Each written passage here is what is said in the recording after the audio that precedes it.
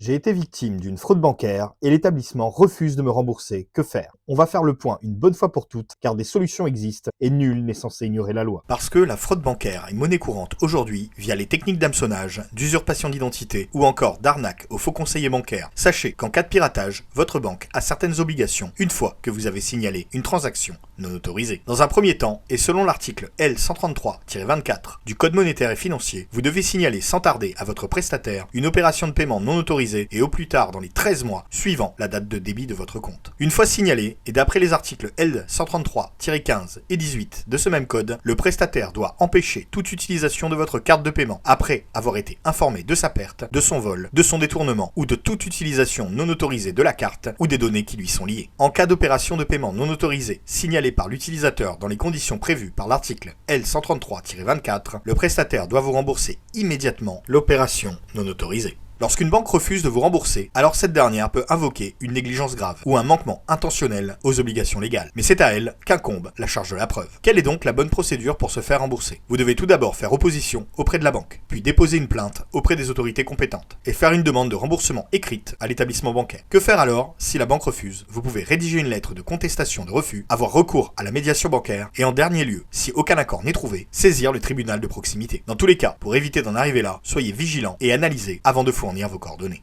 Cela n'arrive pas qu'aux autres, alors partagez ce spot afin qu'il touche les personnes les plus vulnérables de façon à ce qu'elles puissent s'informer et se retourner le cas échéant. N'hésitez pas à me dire en commentaire si vous avez déjà été victime d'une fraude bancaire et si vous appréciez le contenu, abonnez-vous.